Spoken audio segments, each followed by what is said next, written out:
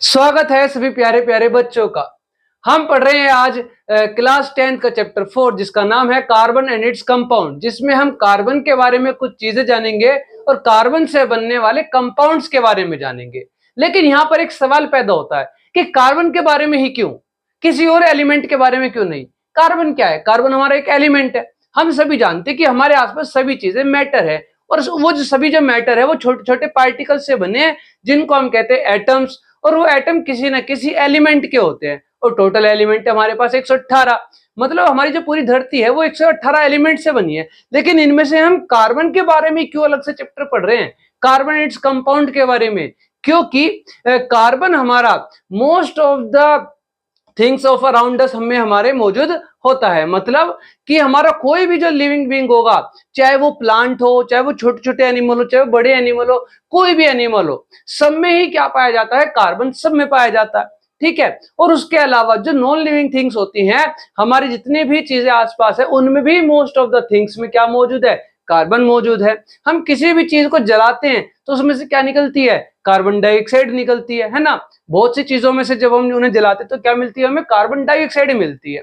तो इस समय हमें पता चला कि जो कार्बन है वो ज्यादातर चीजों में हमें पाया जाता है। और हमने केमिस्ट्री में इतना तो पढ़ लिया है कि अगर कार्बन या कोई भी एलिमेंट अगर कहीं मौजूद है किसी सब्सटेंस में, किसी कंपाउंड में, मतलब उसने वहां पर क्या बनाया, वहां पर वो अटैच हुआ है। और कैसे अटैच हुआ है? बॉन्ड बनाकर अटैच हुआ है। तो ये कह रहा कार्बन अगर हर चीज में मौजूद है, इसका मतलब कार्बन बहुत इजीली किसी के भी साथ क्या कर लेता है? बॉन्ड बना लेता है। लेकिन कैसे बॉन्ड बना लेता है? मतलब जुड़ जाता है, अटैच हो जाता है ना, कंपाउंड बना लेता है। लेकिन कैसे? तो वो हम जानेंगे हमारे इस चैप्टर में, क्योंकि हमारे चैप्टर का नाम जो कार्बन है, तो कार्बन के बारे में हमने पढ़ा है कि उसका एटॉमिक नंबर क्या होता है? एटॉमिक नंबर उसका होता है 6। और एटॉमिक नंबर का मतलब क्या होता है? नंबर ऑफ प्रोटॉन, यानी कि उसके पास जो प्रोटॉन है वो भी 6 हैं। और जितने प्रोटॉन होते हैं उतने ही क्या होते हैं? इलेक्ट्रॉन होते हैं। तो उसके पास इलेक्ट्रॉन भी कितने हैं? 6 इलेक्ट्रॉन है। ठीक है। अब यहां पर अगर हम देखें कि अगर उसके पास 6 इलेक्ट्रॉन है और हम करें उसका इलेक्ट्रॉनिक कॉन्फ़िगरेशन उसके KLMN शेल में, तो क्या होगा? तो इलेक्ट्रॉनिक कॉन्फ़िगरेशन अगर मैं करता हूं तो पहली ऑर्बिट में कितने इलेक्ट्रॉन आते हैं? हमेशा किसी भी एटम के किसी भी एलिमेंट में पहली ऑर्बिट में आते हैं 2 इलेक्ट्रॉन। अब 6 में से 2 तो आ गए पहली ऑर्बिट में। दूसरी ऑर्बिट में कितने आएंगे? 4 इलेक्ट्रॉन आएंगे। ठीक है। अब ये कह रहा है कि दूसरी ऑर्बिट हो या उसके बाद की कोई भी ऑर्बिट हो, अगर वो आउटर मोस्ट ऑर्बिट है तो उसमें स्टेबिलिटी के लिए कितने इलेक्ट्रॉन होने चाहिए? 8 इलेक्ट्रॉन पूरे होने चाहिए। तभी उससे हम क्या कहते हैं? ऑक्टेट कंप्लीट होना। और हाइड्रोजन हीलियम उनके पास क्योंकि एक ही ऑर्बिट होती है तो उनके पहली ऑर्बिट में 2 इलेक्ट्रॉन होने चाहिए, तभी हम कहते हैं उनका डुप्लेट कंप्लीट हो गया, है ना। और इसके बाद की कोई भी ऑर्बिट हो तो हम कहते हैं ऑक्टेट कंप्लीट हो गया। तो ये कह रहा है कि अब ये जो कार्बन है हमारा, इसकी आउटर मोस्ट ऑर्बिट में 4 इलेक्ट्रॉन है, लेकिन आउटर मोस्ट ऑर्बिट में होने कितने चाहिए? 8 इलेक्ट्रॉन चाहिए, 8 तभी ऑक्टेट कंप्लीट होगा, है ना। तो इसको ये कह रहा है कि 8 इलेक्ट्रॉन पूरे करने के लिए 4 इलेक्ट्रॉन लेना चाहेगा, है ना, या फिर ये 4 इलेक्ट्रॉन दे देना चाहेगा। तभी तो इसके पास या तो चारों इलेक्ट्रॉन हो ही ना, या तो ये चारों ही हट जाए, तब इसकी आउटर मोस्ट ऑर्बिट ये कहलाएगी। 2 इलेक्ट्रॉन होंगे, डुप्लेट कंप्लीट रहेगा। या इन 4 में 4 और ले ले, तभी 8 इलेक्ट्रॉन आएंगे, ऑक्टेट कंप्लीट हो जाएगा। तब ये कार्बन का एटम क्या हो जाएगा? स्टेबल हो जाएगा। और यहीं से हमारी क्या बनती है? वैलेंसी बनती है। तो इसका मतलब क्या हुआ कि जो कार्बन की जो वैलेंसी हुई वो क्या हुई? कार्बन की वैलेंसी हुई 4, जिसे हम कहते हैं टेट्रा वैलेंसी। क्या कहते हैं हम? कार्बन की वैलेंसी को टेट्रा वैलेंसी कहते हैं, कि जो कार्बन है उसके 4 वैलेंसी है। ठीक है। मतलब जो कार्बन है वो कितने बॉन्ड बनाता है? नंबर ऑफ बॉन्ड कार्बन कितने बनाएगा? हमेशा 4 बनाएगा। क्लियर है। अब ये कह रहा अगर कार्बन नंबर ऑफ बॉन्ड 4 बना रहा और उसकी इसका मतलब उसकी क्या है? ये टेट्रा वैलेंसी है। तो कार्बन का जो एक एटम होगा वो किसी एक ही एटम के साथ बना ले या अलग अलग एटम्स के साथ बना ले, लेकिन टोटल नंबर ऑफ बॉन्ड कितने बनाएगा? 4 बनाएगा। अब ये कैसे बॉन्ड बनाएगा? बॉन्ड क्या है? बॉन्ड हमने चैप्टर पिछले में पढ़ा था मेटल एंड नॉन मेटल में, कि बॉन्ड हमने एक नाम दिया था, एक फोर्स को, एक फोर्स ऑफ अट्रैक्शन कह सकते हैं, जिससे कि कोई भी जो एटम्स है वो आपस में क्या हो रहे हैं? कंबाइन हो रहे हैं, चाहे जो भी रीजन हो, है ना। अगर एटम्स आपस में कंबाइन हो रहे हैं किसी भी रीजन से, वो आपस में अटैच हो रहे हैं, अट्रैक्ट कर रहे हैं एक दूसरे को, तो इसका मतलब उनके बीच में एक फोर्स है, जिस फोर्स को हमने क्या नाम दे दिया? बॉन्ड का नाम दे दिया। और ये बॉन्ड हमने पढ़ा, एक टाइप ऑफ बॉन्ड हमने पढ़ चुके हैं मेटल और मेटल में, क्या, आयनिक बॉन्ड, है ना। क्या पढ़ा हमने, आयनिक बॉन्ड पढ़ा था। उसमें हमने क्या पढ़ा कि जो मेटल्स होते हैं उनकी वैलेंसी या तो +1 होती है, या +2 होती है, या +3 होती है। इसका मतलब क्या कि मेटल्स की जो आउटर मोस्ट ऑर्बिट होती है उसमें या तो एक इलेक्ट्रॉन होता है, तो वो से एक इलेक्ट्रॉन को लूज कर देते हैं, क्योंकि ऑक्टेट कंप्लीट करने के लिए 7 तो वो गेन कर नहीं सकते, उसमें एनर्जी बहुत ज्यादा लगेगी, तो वो एक इलेक्ट्रॉन लूज कर देते हैं। इसलिए जो मेटल्स हैं उसकी वैलेंसी क्या होती है, +1 या +2 या +3 होती है। मतलब आउटर मोस्ट ऑर्बिट में तो एक इलेक्ट्रॉन होगा, या 2 होंगे, 3 होंगे। इसीलिए वो अपने इलेक्ट्रॉन्स को क्या करते हैं, मेटल्स हमेशा अपने इलेक्ट्रॉन्स को क्या करते हैं, लूज करते हैं। क्या करते हैं, लूज करते हैं। लेकिन वही जो नॉन मेटल्स होते हैं उसमें हमने देखा था कि उनकी जो वैलेंसी होती है वो क्या होगी, या तो नॉन मेटल्स की वैलेंसी या तो -1 होगी, या -2 होगी, या -3 होगी। इसका मतलब क्या है -1 का, कि उसकी आउटर मोस्ट ऑर्बिट में 7 इलेक्ट्रॉन थे, तो उसने एक इलेक्ट्रॉन गेन कर लिया, जिससे उसका ऑक्टेट कंप्लीट हो गया। अब एक इलेक्ट्रॉन उसने जब गेन कर लिया ना, तो उसके पास नंबर ऑफ इलेक्ट्रॉन एक ज्यादा हो गए, किससे, नंबर ऑफ प्रोटॉन से। जैसे मान लो हमारा फ्लोरीन है, फ्लोरीन के पास जो हमारा आउटर मोस्ट ऑर्बिट है उसमें 7 इलेक्ट्रॉन है, टोटल 9 इलेक्ट्रॉन है उस पे। अब 9 इलेक्ट्रॉन है तो 9 ही प्रोटॉन रहे होंगे, ठीक है। अब ये कह रहा कि जब 9 इलेक्ट्रॉन थे, 9 प्रोटॉन थे, तो उनका जो टोटल चार्ज था एटम का वो बराबर था, बैलेंस था। लेकिन जब उसने एक इलेक्ट्रॉन और ले लिया और उसकी वैलेंसी क्या हो गई, मतलब ऑक्टेट क्या हो गया, कंप्लीट हो गया। पहली यूनिट में 2 आ गए, दूसरी में 8 हो गए, टोटल 10 इलेक्ट्रॉन हो गए। तो कह रहा है एक इलेक्ट्रॉन ज्यादा हो गया, 10 इलेक्ट्रॉन हो गए, लेकिन प्रोटॉन तो भी क्या 9 ही है, तो इलेक्ट्रॉन एक ज्यादा हो गया ना, तो एक नेगेटिव चार्ज उसके ऊपर, एटम के ऊपर ज्यादा हो गया, इसलिए हमने कह दिया उसका -1 वैलेंसी होगी। वही अगर मैं करूं ऑक्सीजन वाले ग्रुप की, तो उनकी वैलेंसी -2 होती है। इसका मतलब उनकी आउटर मोस्ट ऑर्बिट में 6 इलेक्ट्रॉन है, तो 2 इलेक्ट्रॉन गेन कर लेते हैं, ठीक है, क्योंकि 6 लूज करने में बहुत ज्यादा एनर्जी लगेगी, तो ये गेन कर लेते हैं, ठीक है। ऐसे यहाँ पर 5 इलेक्ट्रॉन थे आउटर मोस्ट ऑर्बिट में, तो ये इलेक्ट्रॉन को क्या करते हैं, 3 इलेक्ट्रॉन गेन कर लेते हैं, क्योंकि उसमें कम एनर्जी लगेगी। 5 इलेक्ट्रॉन अगर लूज करते तो ज्यादा एनर्जी लगती। तो यहां से हमें क्लियर हो गया कि इलेक्ट्रॉन को क्या करते हैं, गेन करते हैं, कौन, नॉन मेटल्स। वही जो हमारे मेटल्स हैं वो इलेक्ट्रॉन्स को लूज करते हैं, क्योंकि इनको लूज करने में कम एनर्जी लगानी पड़ रही है, वही इनको इलेक्ट्रॉन गेन करने में ज्यादा एनर्जी लगानी पड़ रही है। क्लियर है भाई। तो ये कह रहा है कि जो मेटल्स होते हैं वो हमेशा इलेक्ट्रॉन लूज करते हैं, जो नॉन मेटल्स होते हैं वो हमेशा इलेक्ट्रॉन गेन करते हैं। और यहीं से हमने मेटल नॉन मेटल चैप्टर में पढ़ा था कि जब भी कोई मेटल और नॉन मेटल आपस में कंबाइन होगा, जैसे मान लो कोई वैलेंसी 1 वाला आया Na, ठीक है, और उसके पास क्या है, एक इलेक्ट्रॉन फ्री था लूज करने के लिए, ठीक है। वही जो क्लोरीन था और उसके आउटर मोस्ट ऑर्बिट में एक इलेक्ट्रॉन था, लेकिन वही जो क्लोरीन है उसकी भी वैलेंसी -1 है ना। इसकी +1 थी सोडियम की, क्लोरीन की -1 थी। कैसे, इसके आउटर मोस्ट ऑर्बिट में कितने इलेक्ट्रॉन थे, 7 इलेक्ट्रॉन थे। क्लियर है। अब ये कह रहा है इसको एक इलेक्ट्रॉन क्या करना है, इसको एक इलेक्ट्रॉन गेन करना था, तो ये क्या करता, सोडियम अपना इलेक्ट्रॉन लूज कर देता और क्लोरीन को दे देता, जिससे सोडियम पर आ जाता है पॉजिटिव चार्ज और क्लोरीन पर आ जाता है नेगेटिव चार्ज, क्योंकि इसने अपने एक इलेक्ट्रॉन लूज कर दिया और क्लोरीन ने जो है अपना एक इलेक्ट्रॉन सोडियम का गेन कर लिया, वो इसके पास आ गया।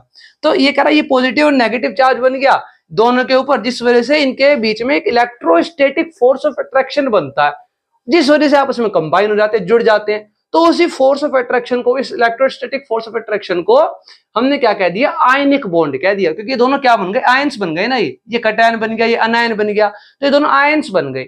तो इनके बीच में जो फोर्स पैदा हुई वो बॉन्ड हो गई, आयंस की वजह से बॉन्ड बना, तो आयनिक बॉन्ड बन गया, और आयनिक बॉन्ड वाले कंपाउंड को कह दिया आयनिक कंपाउंड। क्लियर है। लेकिन मैं अगर मैं बात करूं कार्बन की, तो कार्बन भी तो क्या है, एक नॉन मेटल है। कार्बन भी क्या है, एक नॉन मेटल है, तो इसको भी क्या करनी चाहिए थी, इलेक्ट्रॉन गेन करना चाहिए था। लेकिन क्योंकि इसके पास जो वैलेंसी है वो 4 है, इसका मतलब क्या हुआ होगा कि कार्बन के पास वैलेंसी 4 होने का मतलब क्या है कि इसकी आउटर मोस्ट ऑर्बिट में 4 इलेक्ट्रॉन है। पहली ऑर्बिट में रहे होंगे 2 इलेक्ट्रॉन और दूसरी ऑर्बिट में रहे होंगे 4 इलेक्ट्रॉन। क्लियर है, ठीक है, पहली ऑर्बिट में 2, दूसरी में 4 इलेक्ट्रॉन। तो ये कह रहा है कि कार्बन को या तो 4 इलेक्ट्रॉन गेन करने पड़ेंगे ऑक्टेट कंप्लीट करने के लिए, या 4 इलेक्ट्रॉन लूज करने पड़ेंगे। दोनों ही केस में बराबर एनर्जी लगेगी और बहुत ज्यादा एनर्जी लगेगी। अगर वो 4 इलेक्ट्रॉन गेन करता है तो उसके पास इलेक्ट्रॉन कितने हो जाएंगे, अभी 6, तब इलेक्ट्रॉन हो जाएंगे 10, और प्रोटॉन तो तब भी 6 रहेंगे। तो 6 प्रोटॉन का 10 इलेक्ट्रॉन को होल्ड करके रखना बहुत मुश्किल हो जाता है और इलेक्ट्रॉन गेन करने में एनर्जी भी बहुत ज्यादा लगेगी। वहीं जो अगर ये इलेक्ट्रॉन 4 लूज कर देता है तो प्रोटॉन तो तब भी 6 ही रहेंगे, प्रोटॉन तो कभी न्यूक्लियस से बाहर निकल ही नहीं सकते, प्रोटॉन जितने होते नहीं रहेंगे। पर इलेक्ट्रॉन क्या है, कितने रह जाएंगे, 2 रह जाएंगे 4 लूज करके।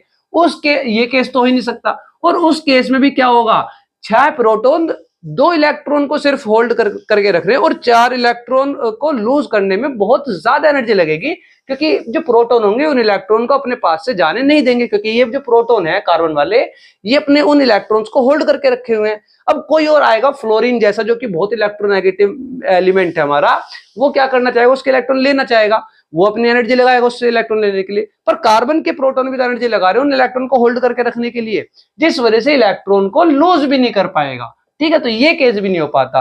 तो होता क्या है कि जैसे मान लो कार्बन का एटम है हमारा, ठीक है, ये मान लो फ्लोरीन आ गया, क्या आ गया, फ्लोरीन आ गया। अब फ्लोरीन जो है सबसे मोस्ट इलेक्ट्रोनेगेटिव एलिमेंट होता है, मतलब इलेक्ट्रॉन गेन करने की टेंडेंसी इसकी सबसे ज्यादा है। तो ये कह रहा है कि अगर मैं फ्लोरीन की बात करूं, बाकी सब तो छोड़ दो, जो फ्लोरीन सबसे ताकतवर है, जो इलेक्ट्रॉन लेना चाहता है, वो भी अगर कार्बन के पास आए, जिसके पास पहली ऑर्बिट में कितने इलेक्ट्रॉन है, 2, और दूसरी ऑर्बिट में इलेक्ट्रॉन है 7, 1 2 3 4 5 6 और ये 7। तो ये कह रहा है ये जो फ्लोरीन है मेरा, ये कितने इलेक्ट्रॉन लेना चाहता है, इससे 1 इलेक्ट्रॉन लेना चाहता है सिर्फ, पर ये 1 इलेक्ट्रॉन भी इससे ले नहीं पा रहा। क्यों, मतलब बाकी सबके तो छोड़ दो, फ्लोरीन भी नहीं ले पा रहा, क्योंकि उसमें एनर्जी लगेगी बहुत ज्यादा। कितनी लगेगी, बहुत ज्यादा एनर्जी लगेगी, जिस वजह से जो फ्लोरीन है इससे 1 इलेक्ट्रॉन इससे ले नहीं पाता। अब अगर इलेक्ट्रॉन ले लेता तो इस पर पॉजिटिव चार्ज आता, इस पर नेगेटिव चार्ज आता, और इलेक्ट्रोस्टैटिक फोर्स ऑफ अट्रैक्शन की मदद से जुड़ जाता है, आयनिक बॉन्ड बन जाता। ठीक है, तो ये कह रहा कि जो फ्लोरीन है सबसे ज्यादा इलेक्ट्रॉन नेगेटिव एलिमेंट, जो कि हमारा एक नॉन मेटल है, वो भी इससे इलेक्ट्रॉन नहीं ले पा रहा। वहीं जो कार्बन है नॉन मेटल है, इसको मेटल से इलेक्ट्रॉन लेना चाहिए था। तो जैसे मान लो सोडियम आया इसके पास, अगर सोडियम आता हमारा किसके पास, कार्बन के एटम के पास में, मान लो ये कार्बन का एटम है, इसके पास 2 इलेक्ट्रॉन, ठीक है, और ये 4 इलेक्ट्रॉन हो गए। तो कह रहा जो सोडियम हमारा, उसके पास पहली ऑर्बिट में तो 2 इलेक्ट्रॉन है, दूसरी ऑर्बिट में 1 इलेक्ट्रॉन है। तो ये कह रहा जो कार्बन है वो इस सोडियम से इलेक्ट्रॉन लेना चाहेगा, क्योंकि नॉन मेटल है, मेटल है, और आयनिक बॉन्ड बनाना चाहेंगे ये। ठीक है, यहाँ पे तो बन ही नहीं पाया था, मतलब जो नॉन मेटल है वो कार्बन से इलेक्ट्रॉन ले नहीं पा रहा। ठीक है, और जो कार्बन है वो मेटल से इलेक्ट्रॉन नहीं ले पा रहा। क्यों, क्योंकि कार्बन को भी इलेक्ट्रॉन देने में तो एनर्जी लगी रही थी बहुत ज्यादा, इलेक्ट्रॉन लेने में भी बहुत ज्यादा एनर्जी लग रही है। ठीक है, क्योंकि कार्बन को कितने इलेक्ट्रॉन लेने हैं, 4, वही 4 इलेक्ट्रॉन लेने में एनर्जी लगेगी बहुत ज्यादा, जिस वजह से कार्बन जो है सोडियम से इलेक्ट्रॉन नहीं ले पाएगा। तो जो कार्बन है ना तो वो इलेक्ट्रॉन दे पाता ना वो इलेक्ट्रॉन ले पाता, लेकिन एक फोर्स ऑफ अट्रैक्शन तो तब भी लगी रही है ना, कि जो फ्लोरीन है वो कार्बन से इलेक्ट्रॉन लेना चाह रहा है, वहीं जो कार्बन है वो सोडियम से इलेक्ट्रॉन लेना चाह रहा है। ठीक है, तो इस केस में होगा क्या होगा कि जब दो, इस केस में भी और इस केस में, ये दोनों अलग अलग केस हैं, ये कह रहा है इस केस में भी जब इनके बीच में फोर्स ऑफ अट्रैक्शन लग रही होगी पर इलेक्ट्रॉन एक दूसरे की ऑर्बिट से निकाल नहीं पा रहे, तो इनके एटम्स फोर्स ऑफ अट्रैक्शन की वजह से बहुत ज्यादा पास आ जाएंगे। ठीक है, और बहुत ज्यादा पास होने की वजह से जो इनकी ऑर्बिट्स होगी जिनमें इलेक्ट्रॉन घूम रहे थे, वो ऑर्बिट्स क्या कर जाएंगी, एक दूसरे में ओवरलैप कर जाएंगी। क्या कर जाएंगी, ओवरलैप कर जाएंगी कुछ इस तरीके से। जैसे मान लो ये हमारा कार्बन का एटम हो गया, ठीक है, ये क्या हो गया, कार्बन का एटम हो गया, ये जो फ्लोरीन का एटम था ये इस कार्बन के एटम के बहुत पास आ जाएगा, जिस वजह से इनकी जो ऑर्बिट्स होंगी वो कुछ इस तरीके से क्या कर जाएंगी, ओवरलैप कर जाएंगी। ये फ्लोरीन का एटम हो गया और ये कार्बन का एटम हो गया। अब इसके अंदर इसके 4 एटम ये थे ही, ठीक है, और ये 3 एटम थे, 4 एटम, 2 एटम पहली ऑर्बिट में थे और 4 एटम बाहर वाली ऑर्बिट में थे कार्बन के। ठीक है, वही जो फ्लोरीन है उसकी पहली ऑर्बिट में 2 एटम थे, और जो बाद वाली ऑर्बिट थी उसके अंदर कितने एटम थे, 7 इलेक्ट्रॉन थे, 1 2 3 4 5 6 और ये 7। ठीक है, तो ये कह रहा है कि जो देखो एक नोटिस करो कि जो हमारा एटम है ये है तो कार्बन का, तो कार्बन के पास तो ये एटम है ही, पर ये फ्लोरीन के एरिया में भी आ गया। ठीक है, फ्लोरीन के रीजन में भी आ गया, फ्लोरीन के ऑर्बिट के अंदर भी आ गया, क्योंकि इनकी ऑर्बिट क्या कर गई, ओवरलैप कर गई। वहीं जो ये वाला जो एटम है ये फ्लोरीन का है, लेकिन ये कार्बन के एटम के अंदर भी आ गया, इसके ऑर्बिट्स के रीजन के अंदर भी आ गया। तो हुआ क्या, इनकी ऑर्बिट की ओवरलैपिंग की वजह से इस इलेक्ट्रॉन की नेगेटिविटी को ये कार्बन भी शेयर कर रहा है अपनी स्टेबिलिटी के लिए, और ये फ्लोरीन का तो है ही, तो वो तो यूज कर ही रहा है। वहीं जो कार्बन का इलेक्ट्रॉन है उसको कार्बन तो यूज कर ही रहा है, पर फ्लोरीन भी यूज कर रहा है अपनी स्टेबिलिटी के लिए। तो ये कह रहा है कि इनकी ऑर्बिट्स की ओवरलैपिंग की वजह से जो इलेक्ट्रॉन इनकी ऑर्बिट्स के बीच में आ जाते हैं उनको ये दोनों ही एटम्स क्या करते हैं, शेयर करते हैं अपनी स्टेबिलिटी बनाने के लिए। वही इस केस में भी यही होगा कि जैसे ही दोनों क्या करना चाहेंगे, पास आएंगे एटम, तो इनकी ऑर्बिट्स क्या कर जाएंगी, ओवरलैप कर जाएंगी और ये इलेक्ट्रॉन्स क्या कर लेंगे, शेयर कर लेंगे। कुछ इस तरीके से देखो कि यहां पर ये सोडियम का एटम था, इसके पास कितने इलेक्ट्रॉन थे आउटर मोस्ट में, एक इलेक्ट्रॉन था, ठीक है। वही ये हमारा क्या हो जाएगा, कार्बन का एटम हो जाएगा, जिसमें पहली ऑर्बिट में 2 थे और दूसरी ऑर्बिट में कितने इलेक्ट्रॉन थे, 4 इलेक्ट्रॉन थे। तो कुछ इस तरीके से क्या कह रहा है कि कार्बन और सोडियम का भी हमारा क्या बन जाएगा, एक ऑर्बिट की ओवरलैपिंग हो जाएगी, जिससे जो है वो हमारा क्या बना लेंगे, बॉन्ड बना लेंगे। तो ये कह रहा है कि कार्बन जो है ना तो किसी से इलेक्ट्रॉन ले पाता ना किसी को इलेक्ट्रॉन दे पाता, लेकिन उनकी जो फोर्स ऑफ अट्रैक्शन है उस वजह से उनकी ऑर्बिट्स क्या आ जाती है, बहुत ज्यादा पास आ जाती हैं और वो ऑर्बिट आपस में ओवरलैपिंग कर जाती हैं और इलेक्ट्रॉन्स वहां पर क्या हो जाते हैं, शेयर हो जाते हैं, ठीक है। और उनके अंदर क्या आ जाती है, स्टेबिलिटी रहती है, क्योंकि इलेक्ट्रॉन्स तो उनको चाहिए अपनी स्टेबिलिटी के लिए, 8 इलेक्ट्रॉन तो उनको अपने पूरे करने हैं ही। अब कार्बन के पास ये 4 तो अपने थे ही, एक है फ्लोरीन का भी हो गया, तो 5 हो गए। अब ऐसे इस वाले इलेक्ट्रॉन को भी किसी और एटम के साथ शेयर करेगा, फिर इस वाले को भी और फिर इस वाले को भी, तो ये 4 इलेक्ट्रॉन इसने अपने किसी और के साथ शेयर करे और किसी और के 4 इलेक्ट्रॉन इसने अपने साथ शेयर करे, तो 4 और 4 कितने हो गए, 8 इलेक्ट्रॉन हो गए। तो यहाँ पर क्या हो जाएंगे, 8 इलेक्ट्रॉन हो जाएंगे, नंबर ऑफ बॉन्ड 4। इस तरीके से एक बॉन्ड ये हो गया, एक 3 और बॉन्ड बना लेगा तो 4 बॉन्ड बन जाएंगे, जिसमें इसने 4 इलेक्ट्रॉन अपने शेयर करे और 4 इलेक्ट्रॉन दूसरे के शेयर करे, और 4 मिलकर कितने हो गए, 8 हो गए। तो इसने अपनी स्टेबिलिटी बना ली 8 इलेक्ट्रॉन करके। ऐसे ही फ्लोरीन था, देखो इसके पास तो 7 इलेक्ट्रॉन तो पहले से ही खुद के थे, इसने सिर्फ 1 इलेक्ट्रॉन शेयर करा कार्बन का, और ये वाला फ्लोरीन का एटम क्या हो गया, स्टेबल हो गया, क्योंकि 7 इसके खुद के, एक क्लोरीन का कार्बन का यूज कर लिया, तो 7 और 1 8 हो गए। तो इसके भी जो है इलेक्ट्रॉन्स की जो नीड थी वो पूरी हो गई और ये एटम भी क्या हो गया, स्टेबल हो गया। क्लियर है। तो ये कह रहा है कि इन दोनों ने मिल करके क्या करी, अपनी वैलेंसी पूरी कर ली। क्या कर ली, मिल करके अपनी वैलेंसी पूरी कर ली। क्लियर है। अब इन्होंने मिल करके अपनी वैलेंसी पूरी करी, और मिल के कोई भी काम करने को जब हम कहते हैं तो क्या करते हैं कि इन्होंने आपस में क्या किया, कोऑपरेट किया है ना, या फिर कह सकते हैं कोऑर्डिनेट करके कोई काम किया। तो हमें ये पता लगता है यहीं से कि जो को वर्ड है CO को, वो को वर्ड यूज होता है मिल के काम करने को। तो मैं जब कह सकता हूं कि इन्होंने अपनी वैलेंसी मिल के पूरी की है, तो मैं कह सकती हूँ कि कोई कोवैलेंसी नाम का कोई वर्ड आ गया होगा वहां पे, ठीक है। और इन्होंने यहाँ क्या किया, जैसे इन्होंने इलेक्ट्रॉन शेयर किए तो इनके बीच में एक फोर्स पैदा हुई, जिससे आपस में क्या हो गए, बाइंड हो गए, बंध गए, ठीक है। और उसमें अटैच हो गई एटम, और इन्होंने क्या बना लिया यहाँ पे, आपस में बीच में इनके एक बॉन्ड बना लिया। क्या बना लिया, बॉन्ड बना लिया। जैसे कार्बन का एक एटम फ्लोरीन के एक एटम के साथ क्या हो गया, अटैच हो गया इलेक्ट्रॉन की शेयरिंग की वजह से, ठीक है। और ये जो बॉन्ड बना इनके बीच में, यहीं से इस कोवैलेंसी से बनता है इसका नाम, एक इस बॉन्ड का नाम क्या पड़ता है, कोवैलेंट बॉन्ड। क्या नाम पड़ता है, कोवैलेंट बॉन्ड। जैसे कि हमारा यहाँ पर आयंस की वजह से एक बॉन्ड बना इनकी वजह से, पॉजिटिव नेगेटिव की वजह से, तो उसको नाम दे दिया आयनिक बॉन्ड। तो यहाँ पर कोवैलेंसी की वजह से एक बॉन्ड बना, जिनसे आप एटम आपस में कंबाइन हो रहे हैं, तो हमने क्या नाम दे दिया, कोवैलेंट नाम दे दिया इसके बॉन्ड का। तो क्या नाम पड़ा बॉन्ड का, कोवैलेंट बॉन्ड। क्लियर है, बहुत बढ़िया। अब ये क्या कह रहा है, यही से हमें क्या पता चल गया कि जो कार्बन है वो कभी भी आयनिक बॉन्ड नहीं बनाता, क्योंकि ना तो वो इलेक्ट्रॉन गेन कर पाता ना इलेक्ट्रॉन लूज कर पाता, पर वो इलेक्ट्रॉन शेयर करता है। तो इसीलिए हमेशा कैसा बॉन्ड बनाता है कार्बन, कार्बन हमेशा कोवैलेंट बॉन्ड बनाता है। कैसा बॉन्ड बनाता है, कोवैलेंट बॉन्ड।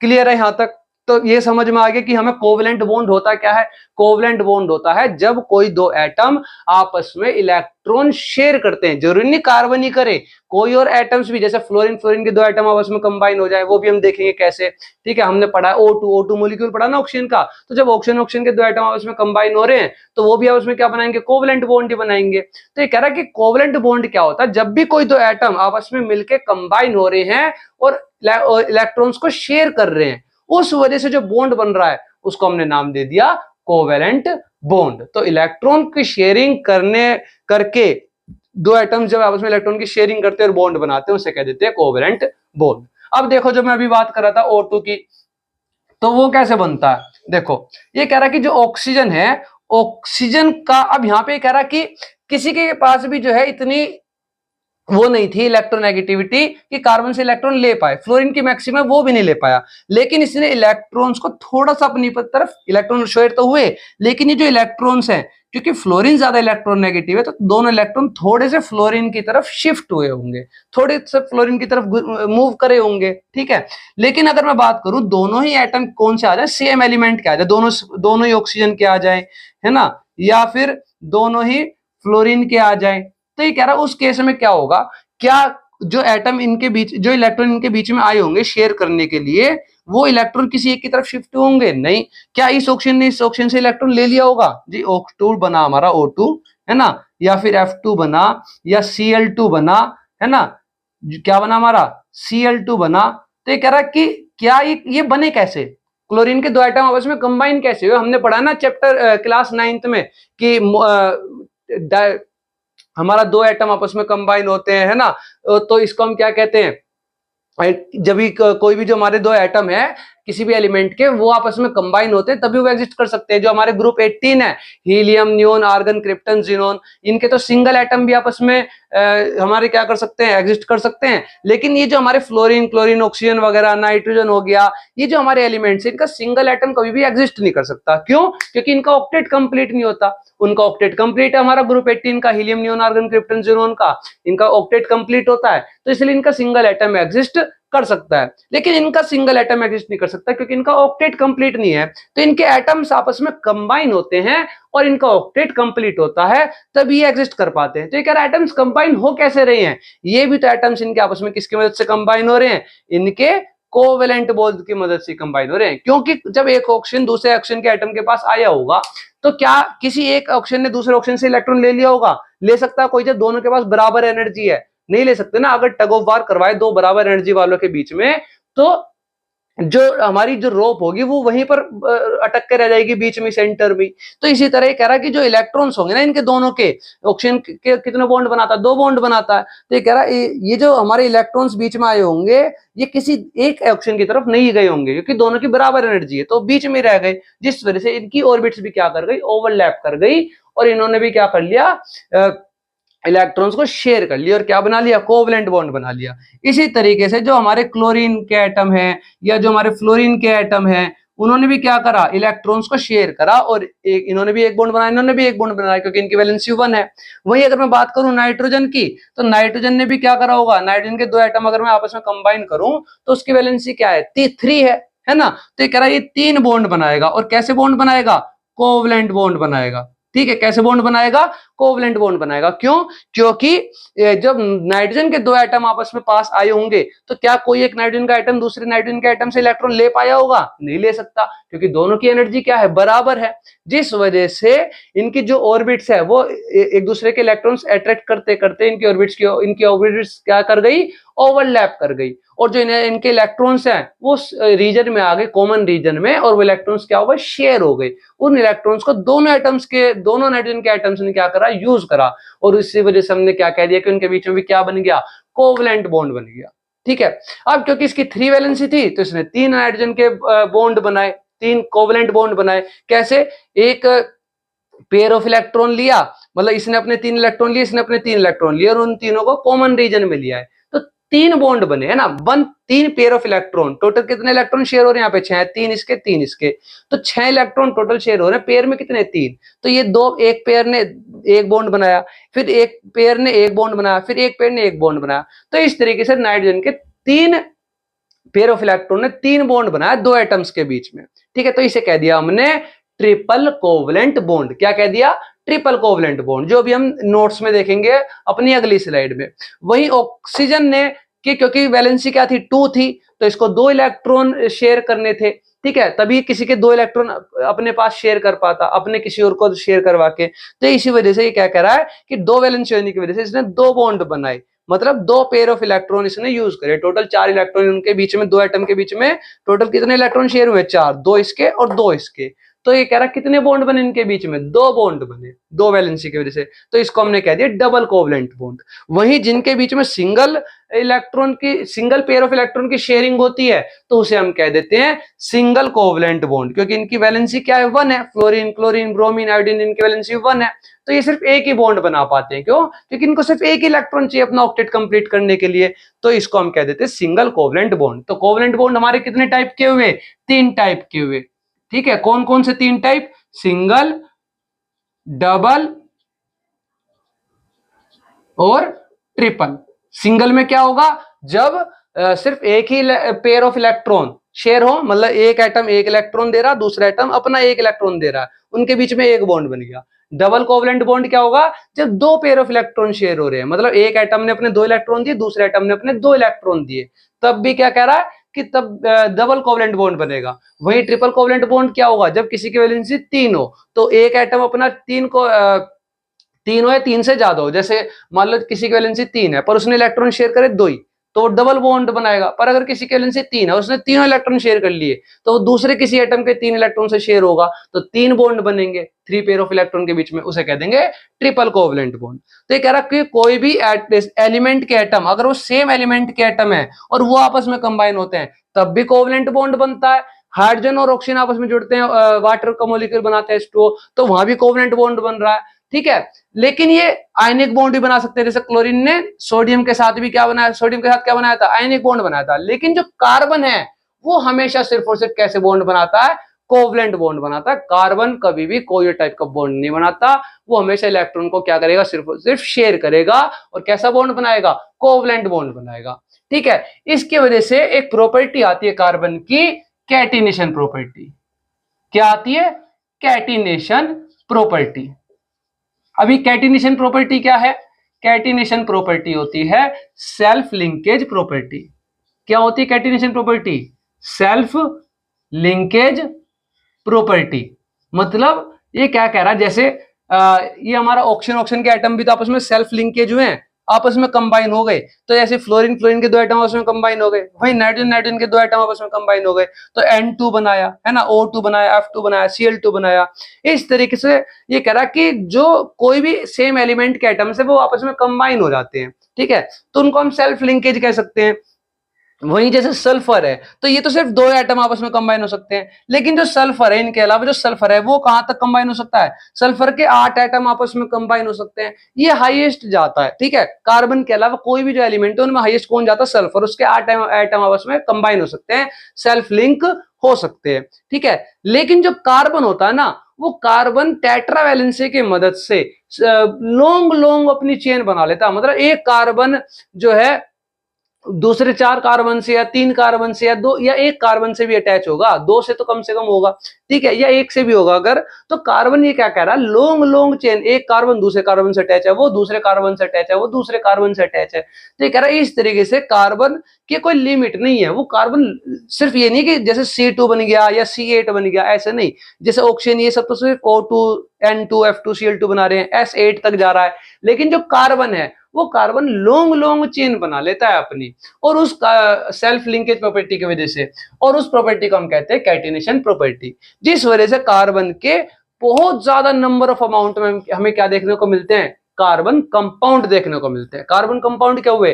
कि ऐसे कंपाउंड जिनमें क्या मौजूद है? कार्बन मौजूद है, और कार्बन के पास है एक कैटिनेशन प्रॉपर्टी, जिसमें एक कार्बन अलग अलग कार्बन से कंबाइन हो रहा है, और कार्बन आपस में, बहुत सारे कार्बन के एटम आपस में कंबाइन हो जाते हैं, उसको हम कैटिनेशन प्रॉपर्टी कहते हैं, जिस वजह से कार्बन के काफी ज्यादा हमें number of amount of carbon compound देखने को मिलते हैं, जो हम पढ़ेंगे हमारे इस चैप्टर में, चैप्टर नंबर 4, जिसका नाम है carbon and its compound. Clear है? अब ये सब चीजें जो हमने अभी देखी, ये थोड़ा देखते हैं एक नोट्स की फॉर्म में, फिर उसके बाद पढ़ेंगे हम हमारा नेक्स्ट टॉपिक। फिलहाल अभी हमने क्या पढ़ा कि जो हमारा कार्बन है उसकी वैलेंसी टेट्रावैलेंसी है। क्यों? क्योंकि उसके पास 4 वैलेंसी है। टेट्रावैलेंसी मतलब 4 वैलेंसी है। क्यों? क्योंकि उसके आउटर मोस्ट ऑर्बिट में 4 इलेक्ट्रॉन है, क्योंकि उसके टोटल इलेक्ट्रॉन कितने? 6 हैं। ठीक है, एटॉमिक नंबर भी 6 हुआ, और 6 ही प्रोटॉन है उसके पास। और उसके अलावा हमने क्या देखा कि उसके अलावा हमने देखा कि मेटल और नॉन मेटल जब भी आपस में कंबाइन हो रहे थे तो आयनिक बॉन्ड बना रहे थे, उससे आयनिक कंपाउंड बन रहा था। लेकिन क्यों, कैसे? कि जो इलेक्ट्रॉन जो है मेटल ने क्या कर दिया? लूज कर दिया, नॉन मेटल ने गेन कर दिया। लेकिन जो कार्बन है वो हमेशा इलेक्ट्रॉन को क्या करेगा? शेयर करेगा, और क्या बनाएगा? कोवलेंट बॉन्ड बनाएगा। और कोवलेंट बॉन्ड कितने तरीके के होते हैं? 3 तरीके के होते हैं, सिंगल, डबल और ट्रिपल। कि अगर सिर्फ 2 एटम के बीच में सिर्फ एक ही बॉन्ड है तो सिंगल कोवलेंट बॉन्ड, 2 एटम के बीच में अगर डबल बॉन्ड है तो डबल कोवलेंट बॉन्ड, वहीं अगर दो एटम के बीच में 3 बॉन्ड है तो ट्रिपल कोवलेंट बॉन्ड। क्लियर है? 3 बॉन्ड कब बनेंगे? जब 3 पेयर ऑफ इलेक्ट्रॉन शेयर होंगे, 2 बॉन्ड और 3 वैलेंसी होगी। 2 बॉन्ड कब बनेंगे? जब 2 पेयर ऑफ इलेक्ट्रॉन शेयर होंगे, मतलब 2 वैलेंसी कम से कम होनी चाहिए। ऑक्सीजन एक बॉन्ड भी बना सकता है कि ऑक्सीजन जो है एक बॉन्ड बना ले किसी एक हाइड्रोजन के साथ। H2O में क्या होता है? एक ऑक्सीजन एक बॉन्ड बनाता है, H2O में एक ऑक्सीजन बना रहा है एक बॉन्ड एक हाइड्रोजन के साथ में और एक बॉन्ड बना रहा है दूसरे हाइड्रोजन के साथ में। तो यहाँ पे ये सिंगल कोवलेंट बॉन्ड है, ये सिंगल कोवलेंट बॉन्ड है। तो ये कह रहा है कि इसकी वैलेंसी 2 है, तो ये एक बॉन्ड तो बना सकता है, सिंगल कोवलेंट तो बना सकता है ये, और डबल कोवलेंट बॉन्ड भी बना सकता है। लेकिन जिसकी वैलेंसी 1 है वो सिर्फ और सिर्फ सिंगल बॉन्ड ही बना सकता है, सिंगल कोवलेंट बॉन्ड। ठीक है, ये डबल भी बना सकता है, सिंगल भी बना सकता है। इसकी वैलेंसी 3 है तो ये ट्रिपल कोवलेंट बॉन्ड भी बना सकता है, डबल कोवलेंट बॉन्ड भी बना सकता है और सिंगल कोवलेंट बॉन्ड भी बना सकता है। कि कार्बन जो है हमारे कार्बन को कितने बॉन्ड बनाने हैं? 3 बॉन्ड बनाने हैं। तो कार्बन जो है 3 बॉन्ड किसी 3 अलग अलग एटम से बना लेगा, तो वो तीनों सिंगल कोवलेंट बॉन्ड कहलाएंगे, अगर वो कोवलेंट बॉन्ड हुए तो, नहीं तो आयनिक बॉन्ड भी हो सकते हैं। क्लियर है? तो इस तरीके से हमने क्या देखा? कोवलेंट बॉन्ड के बारे में जाना। फिर हमने देखा कि कार्बन के पास अपनी एक कैटिनेशन प्रॉपर्टी भी है। कैटिनेशन प्रॉपर्टी मतलब सेल्फ लिंकेज प्रॉपर्टी, कि जैसे यहाँ पर ये सभी एटम्स आपस में सेल्फ लिंक हुए हैं और कोई दो ही डाई एटमिक कहते हैं इसको, है ना, कि 2 एटम आपस में कंबाइन हो गए। अगर 3 एटम आपस में कंबाइन हो जाए ट्राई एटमिक। ऐसे ही इसके 8 सल्फर के 8 एटम आपस में कंबाइन हो सकते हैं, है ना। लेकिन जो कार्बन है उसके पास लॉन्ग लॉन्ग चेन जो के कार्बन एटम आपस में कंबाइन हो सकते हैं, जिसको हम कहते हैं कैटिनेशन प्रॉपर्टी। अब आगे के टॉपिक्स देखेंगे इनके नोट्स देखने के बाद।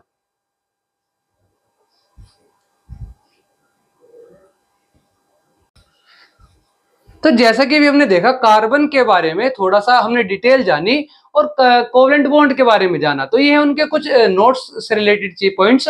जैसे कि जो हमारे मोस्ट कार्बन कंपाउंड है, मतलब ऐसे कार्बन से बनने वाले जो कंपाउंड है हमारे, वो ज्यादातर क्या होते हैं? पुअर कंडक्टर ऑफ इलेक्ट्रिसिटी होते हैं। पुअर कंडक्टर ऑफ इलेक्ट्रिसिटी क्यों? क्योंकि इलेक्ट्रिसिटी कंडक्ट कब होगी? जब फ्री आयंस होंगे। लेकिन कार्बन तो कैसे बॉन्ड बनाता है? कोवलेंट बॉन्ड बनाता है, इलेक्ट्रॉन शेयर करता है, ना वो इलेक्ट्रॉन देता ना लेता। तो हमारे ना कैटायन बनते ना अनायन बनते, तो आयंस फ्री स्टेट में नहीं होते। तो इसी वजह से हमारे जो कार्बन के कंपाउंड्स हैं वो ज्यादातर क्या होते हैं? पुअर कंडक्टर ऑफ इलेक्ट्रिसिटी होते हैं, क्योंकि वो इलेक्ट्रिसिटी कंडक्ट नहीं कर सकते आयंस के फ्री स्टेट में ना होने की वजह से। ठीक है, कुछ एक दो ऐसे हैं हमारे जो हमारे जो है इलेक्ट्रिसिटी कंडक्ट कर सकते हैं। जैसे कि हमने लास्ट चैप्टर में पढ़ा केमिस्ट्री में कि जो कार्बन का एक एलोट्रोप है ग्रेफाइट, वो इलेक्ट्रिसिटी कंडक्ट कर सकता है। वही जो मोस्ट ऑफ द मेटल है वो तो इलेक्ट्रिसिटी कंडक्ट कर सकते हैं, लेकिन नॉन मेटल कोई नहीं कर सकता। लेकिन नॉन मेटल में से जो कार्बन का एक एलोट्रोप है, मतलब कार्बन की एक फॉर्म है ग्रेफाइट, वो इलेक्ट्रिसिटी कंडक्ट कर सकती है। खैर उनके बारे में हम अभी इस चैप्टर में आगे जानेंगे, एलोट्रोप्स ऑफ कार्बन के बारे में बाद में। फिलहाल हमें ये पता चला कि जो ज्यादातर कार्बन कंपाउंड है वो इलेक्ट्रिसिटी कंडक्ट नहीं कर सकते, ग्रेफाइट कर सकता है और एक दो कुछ और है वो कर सकते हैं। क्लियर है? अब उसके अलावा ये कह रहा है जो कार्बन कंपाउंड्स हैं उनका लो मेल्टिंग और बॉइलिंग पॉइंट होता है as compare to ionic compound. ठीक है, मतलब इनका जो लो मेल्टिंग पॉइंट, मतलब जो मेल्ट होने वाला जो एक टेम्परेचर का पॉइंट है या बॉयल होने वाला जो एक टेम्परेचर का पॉइंट है, वो इनका लो रहता है, कम टेम्परेचर पर ये मेल्ट या बॉयल हो जाते हैं as compare to ionic compound. क्योंकि आयनिक कंपाउंड में फोर्स ऑफ अट्रैक्शन ज्यादा होती है, तो उनका बॉन्ड ब्रेक करना मुश्किल होता है, जिस वजह से ज्यादा टेम्परेचर लगता है। वहीं इनका बॉन्ड जो है इतना स्ट्रॉन्ग नहीं होता कोवलेंट बॉन्ड, तो जिस वजह से उसको ब्रेक करना थोड़ा आसान रहता है। ठीक है, क्योंकि वहां पर इलेक्ट्रॉन की शेयरिंग हो रही है, वो इलेक्ट्रॉन की लेन देन वहां पर नहीं हुई है, तो इनका बॉन्ड जो है थोड़ा इनसे वीक है, तो इनका बॉन्ड ब्रेक करना आसान है, इसलिए कम टेम्परेचर पर ही बॉन्ड ब्रेक हो जाता है और मेल्ट हो जाते हैं या बॉयल हो जाते हैं। इसके अलावा कह रहा है कि bonding in carbon compound does not give rise to any ions. कि ये कह रहा है कि जो कार्बन कंपाउंड के अंदर जो बॉन्डिंग होती है उनमें कोई आयंस नहीं बनते। क्यों नहीं बनते? क्योंकि वहां पर इलेक्ट्रॉन की शेयरिंग होती है, भी हमने देखा। ठीक है, अब ये कह रहा है कि compound large number of carbon compound क्यों है हमारे पास कार्बन के, जिस वजह से हमें चैप्टर अलग से पढ़ना पड़ रहा है। और फिर आगे चल के 11th-12th में इसका कार्बन के जो चैप्टर हमारे जो टॉपिक्स हैं वो अलग से चैप्टर बन जाते हैं हमारे ऑर्गेनिक केमिस्ट्री के नाम से, है ना। तो ये कह रहा है कि ऐसा क्यों है? तो ये कह रहा है जो कार्बन है वो टेट्रावैलेंट है, मतलब इसकी 4 वैलेंसी है ना, और इस वजह से जो कह रहा है कि 4 बॉन्ड बनाता है। इसके अलावा कार्बन के पास एक कैटिनेशन प्रॉपर्टी है। क्या है कार्बन के पास? कैटिनेशन प्रॉपर्टी है। और कैटिनेशन प्रॉपर्टी क्या होती है कि make large chain of carbon, यानी कि सेल्फ लिंकेज प्रॉपर्टी, मतलब जिसमें जो कार्बन है वो लंबी लंबी अपने लॉन्ग लॉन्ग चेन बना सकता है। जिस वजह से हमें कार्बन के जो है ज्यादातर हमारे कंपाउंड्स देखने को मिलते हैं बहुत ज्यादा नंबर में, बहुत ज्यादा अमाउंट में। फिर उसके बाद ये क्या कह रहा है कि जो कार्बन है उसका सिंबल क्या होता है, सी होता है। नंबर ऑफ इलेक्ट्रॉन उसके पास टोटल 6 हैं, 6 ही प्रोटॉन होते हैं, जिस वजह से इसका एटॉमिक नंबर भी 6 ही बन जाता है। ठीक है, उसके अलावा इलेक्ट्रॉनिक कॉन्फ़िगरेशन करेंगे तो वही पहली ऑर्बिट में 2 फिर 4। फिर ये कह रहा है वैलेंस इलेक्ट्रॉन कितने, इसके 4 है, क्योंकि वैलेंस इलेक्ट्रॉन क्या होते हैं, जो आउटर मोस्ट ऑर्बिट में इलेक्ट्रॉन होते हैं वो वैलेंस इलेक्ट्रॉन होते हैं। तो ये कह रहा है वो 4 है इसके पास, जिस वजह से इसकी वैलेंसी भी क्या बन जाती है, 4 ही बन जाती है, जिसको हम कहते हैं टेट्रा वैलेंसी। अब देखते हैं कोवलेंट बॉन्ड्स के रिलेटेड हम कुछ नोट्स के पॉइंट्स।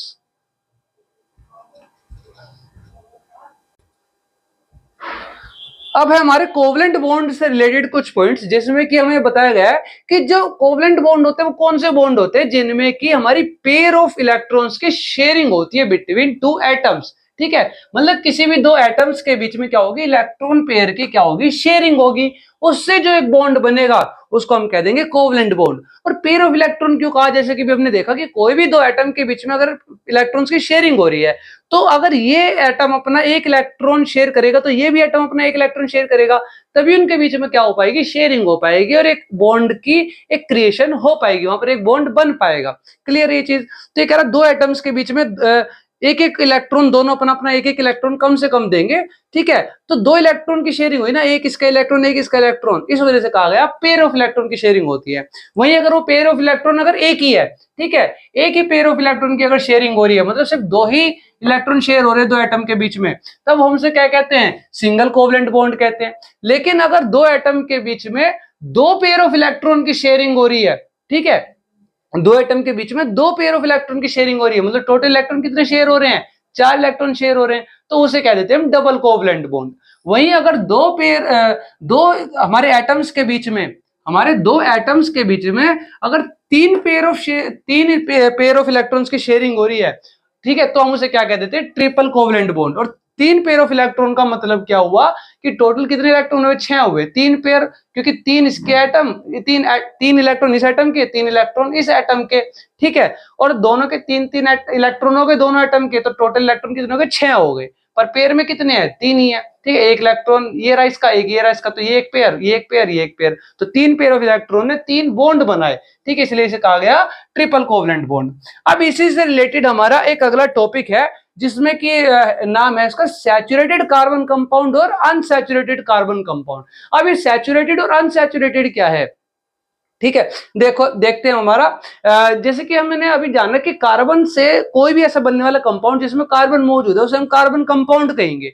क्लियर है। और कार्बन कैसे बनते हैं कंपाउंड, कार्बन करता है इलेक्ट्रॉन की शेयरिंग, तो कार्बन कोई भी कंपाउंड बनाएगा तो कोवलेंट बॉन्ड की मदद से बनाएगा।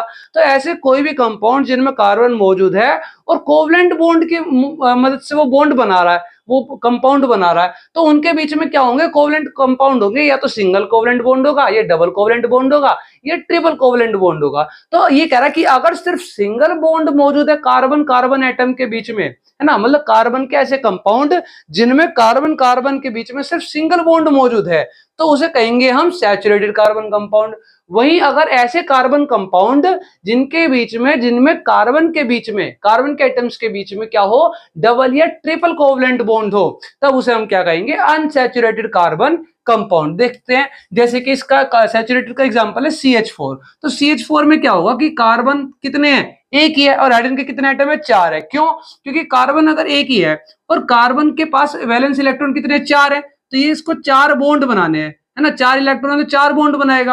अब ये 4 बॉन्ड बनाएगा, 4 बॉन्ड किससे बना रहा है, हाइड्रोजन से बना रहा है। ठीक है, अब हाइड्रोजन की वैलेंसी कितनी है, 1, तो वो तो सिर्फ एक ही बॉन्ड बना सकता है, तो यहाँ पे कार्बन हाइड्रोजन के साथ डबल या ट्रिपल बॉन्ड तो बना ही नहीं सकता, क्योंकि हाइड्रोजन की तो वैलेंसी एक है, हाइड्रोजन बना ही एक ही बॉन्ड सकता है सिर्फ, क्योंकि उसके पास इलेक्ट्रॉन एक ही है। अब उसको 2 इलेक्ट्रॉन करने के लिए एक और चाहिए, तो वो तो सिर्फ एक ही बॉन्ड बनाएगा, जिससे कि सिर्फ एक इलेक्ट्रॉन आ पाए। अब ये कह रहा है एक हाइड्रोजन है अपना एक इलेक्ट्रॉन लेकर, तो इनके बीच में इलेक्ट्रॉन की शेयरिंग हो गई, एक बॉन्ड बन गया, एक पेयर ऑफ इलेक्ट्रॉन। ठीक है, फिर इसी तरीके से एक और हाइड्रोजन आएगा, अपना हाइड्रोजन का दूसरा एटम, वो अपना एक इलेक्ट्रॉन लेकर आएगा, और इनके बीच में क्या होगी, इलेक्ट्रॉन की शेयरिंग हो जाएगी, बन जाएगा एक और बॉन्ड। ठीक है, इसी तरीके से यहाँ पर हाइड्रोजन एक और आएगा, अपना हाइड्रोजन का एक और एटम, अपने एक इलेक्ट्रॉन लेकर करके, क्योंकि हाइड्रोजन के पास एक इलेक्ट्रॉन है। ठीक है, वो अपना एक इलेक्ट्रॉन लेकर आएगा, और उनके भी कार्बन का ये वाला इलेक्ट्रॉन हाइड्रोजन के इस वाले एटम से क्या होगा, इलेक्ट्रॉन की शेयरिंग कर लेगा, ठीक है, जिससे कि इन दोनों इलेक्ट्रॉन के बीच में क्या बन जाएगा, एक बॉन्ड बन जाएगा, कोवलेंट बॉन्ड। इसी तरीके से हाइड्रोजन का एक और एटम आएगा अपना एक इलेक्ट्रॉन लेकर के, और कार्बन के इस इलेक्ट्रॉन की शेयरिंग हो जाएगी हाइड्रोजन के इस इलेक्ट्रॉन के साथ में, और इनके बीच में बन जाएगा कोवलेंट बॉन्ड। तो ये हो गया हमारा सिंगल कोवलेंट बॉन्ड। और यहाँ पर ये कह रहा है स्पेशली कि कार्बन एटम्स के बीच में सिंगल या डबल या ट्रिपल बॉन्ड होना चाहिए। तो यहाँ पे तो कार्बन ही एक ही है, ठीक है, और कार्बन के अलावा सिर्फ हाइड्रोजन है, तो यहाँ पे तो डबल या ट्रिपल बॉन्ड पॉसिबल ही नहीं था। तो ये कह रहा सिर्फ सिंगल बॉन्ड था। तो ये क्या किस में आएगा हमारा, ये सैचुरेटेड कार्बन कंपाउंड में आएगा। इसके अलावा दूसरा देखो क्या है, C2H6। ये कह रहा कार्बन अगर चलो दो हो जाए, ये क्या कह रहा कार्बन अगर दो हो जाए तो कार्बन के बीच में, क्योंकि कार्बन की वैलेंसी 4 है, मैंने बताया था अगर किसी की वैलेंसी 1 है तो सिर्फ सिंगल बना सकता है, अगर किसी की वैलेंसी 2 है तो डबल भी बना सकता है, डबल कोवलेंट बॉन्ड, और सिंगल कोवलेंट बॉन्ड भी बना सकता है। अगर किसी की वैलेंसी 3 है तो वो ट्रिपल कोवलेंट बॉन्ड भी बना सकता है, डबल कोवलेंट बॉन्ड भी बना सकता है, और सिंगल कोवलेंट बॉन्ड भी बना सकता है। अगर किसी की वैलेंसी 4 है तो वो भी ट्रिपल कोवलेंट भी बना सकता है, डबल भी ट्रिपल भी। तो ये कह रहा है कार्बन कार्बन के बीच में सिंगल बॉन्ड भी बन सकता है, डबल भी बन सकता है, ट्रिपल भी बन सकता है। लेकिन अगर कार्बन के बीच में सिर्फ सिंगल बॉन्ड हो, हमने पढ़ा कार्बन के बीच में अगर सिर्फ सिंगल बॉन्ड हो तो कोई सा भी सकता है, सिंगल डबल ट्रिपल, लेकिन अगर सिर्फ सिंगल बॉन्ड हो मतलब कार्बन का ये दोनों एटम अपने सिर्फ एक एक इलेक्ट्रॉन शेयर करे और उनके बीच में एक ही बॉन्ड बने, है ना, एक पेयर ऑफ इलेक्ट्रॉन की शेयरिंग हो रही है, तो बाकी के कार्बन के को लेकिन कितने इलेक्ट्रॉन शेयर करने अपने 4, ठीक है, तो बाकी के कौन शेयर करेगा, हाइड्रोजन आके शेयर करेगा इसी तरीके से। तो हाइड्रोजन आया अपना एक इलेक्ट्रॉन लेकर, वो इलेक्ट्रॉन शेयर कर लेगा, बॉन्ड बना लेगा। हाइड्रोजन आया अपना एक इलेक्ट्रॉन लेकर, इन्होंने शेयर कर लिया। फिर हाइड्रोजन आया अपना एक इलेक्ट्रॉन लेकर के, उन्होंने अपना क्या कर लिया, इलेक्ट्रॉन शेयर कर लिया। तो इस कार्बन के कितने बॉन्ड हो गए, 1 2 3 4 बॉन्ड हो गए, पूरे हो गए। कार्बन 4 बॉन्ड बनाता, 4 बॉन्ड कार्बन के पूरे हो गए इस वाले कार्बन के। इस कार्बन के भी 4 पूरे होंगे, एक ही बनाया अभी तक, तो 3 और बनाएगा अभी, ठीक है। तो इसको क्योंकि 4 इलेक्ट्रॉन है, इसको 4 बॉन्ड बनाने हैं, तो एक बॉन्ड तो ये बना चुका था, 3 और बनाएगा। वही ये भी 3 हाइड्रोजन आएंगे, कितने आएंगे, 3 हाइड्रोजन आएंगे, और इसके तीनों एटम के साथ एक एक बॉन्ड बना लेंगे। क्लियर है, ये बना लिया, ठीक है, ये बना लिया। तो ये कह रहा है कि इस तरीके से कार्बन कार्बन के बीच में सिर्फ कैसे बॉन्ड है, सिंगल बॉन्ड है, जिस वजह से ये भी किस में आएगा, सैचुरेटेड कार्बन कंपाउंड में आएगा। वहीं अगर मैं अगले की बात करूं तो इस बार कार्बन कितने एटम हो गए, 3 एटम हो गए। तो अगर कार्बन के 3 एटम हो जाए, मान लो कितने एटम हो जाए, 3 एटम हो जाए कार्बन के, तो इस बार भी क्या कह रहा, लेकिन हमारे पास हम कौन सा पढ़ रहे हैं, सैचुरेटेड कार्बन कंपाउंड, यानी कि कार्बन के एटम्स के बीच में सिर्फ कैसा बॉन्ड होगा, सिंगल बॉन्ड होगा, ठीक है। इसका मतलब क्या हुआ कि ये वाला कार्बन अपना एक इलेक्ट्रॉन शेयर करेगा इस वाले कार्बन के साथ में। क्लियर है, कर तो ये 2 भी सकते हैं, 3 भी सकते हैं ना, लेकिन करेगा कितना, सिर्फ एक ही बॉन्ड शेयर करेगा, है ना। अब ये कह रहा लेकिन ये वाले कार्बन ने इस वाले कार्बन के साथ तो एक इलेक्ट्रॉन शेयर कर लिया, अब ये वाला कार्बन इस वाले कार्बन के साथ भी एक इलेक्ट्रॉन शेयर करेगा, और इस कार्बन ने अपना एक इलेक्ट्रॉन इसके साथ शेयर कर लिया, तो यहाँ पर भी क्या बना, एक सिंगल कोवलेंट बॉन्ड बन गया, और यहाँ भी सिंगल कोवलेंट बॉन्ड बन गया। लेकिन हर कार्बन के कितने बॉन्ड बनेंगे, 4 बॉन्ड बनेंगे। तो इस वाले कार्बन के देखो एक ही बॉन्ड बना है, तो इसके 3 और बॉन्ड बनेंगे, तो 3 हाइड्रोजन आएंगे और अपना एक एक बॉन्ड बना लेंगे, है ना, एक एक बॉन्ड बना लेंगे। क्लियर है। अब लेकिन इस वाले कार्बन के देखो, इसके तो 2 बॉन्ड बन चुके हैं, और कार्बन के कितने बॉन्ड बनते हैं, 4, तो 4 बनते हैं, 2 बन चुके, कितने और बनेंगे, 2 और बनेंगे, ठीक है। तो यहां पर क्या होगा, 2 हाइड्रोजन आ जाएंगे और एक एक बॉन्ड बना लेंगे दोनों। फिर उसके बाद ये वाला कार्बन, इसका तो एक ही बॉन्ड बना लेकिन, और बनते कितने, 4, तो 3 और बनेंगे, तो 3 हाइड्रोजन आएंगे और एक एक बॉन्ड बना लेंगे। अब गिन लो, ये कार्बन कितने, 3, और हाइड्रोजन कितने, 3 और 3 6 और 2 8, तो देखो कार्बन 3 और हाइड्रोजन 8। क्लियर है। तो इस तरीके से कार्बन कार्बन के बीच में यहाँ भी कैसे बॉन्ड है, सिंगल बॉन्ड है। तो जहां भी कार्बन कार्बन के बीच में सिर्फ कैसे बॉन्ड हो, सिंगल बॉन्ड हो, उन्हें हम कहते हैं सैचुरेटेड कार्बन कंपाउंड।